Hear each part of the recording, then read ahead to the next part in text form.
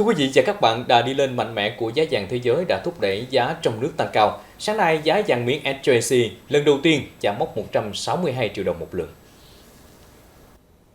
Giá vàng miếng SJC được công ty vàng bạc đá quý Sài Gòn và các đơn vị niêm yết trong khoảng 160 triệu đồng một lượng mua vào và 162 triệu đồng một lượng bán ra, tăng 2 triệu 200 ngàn đồng một lượng so với giá cuối tuần.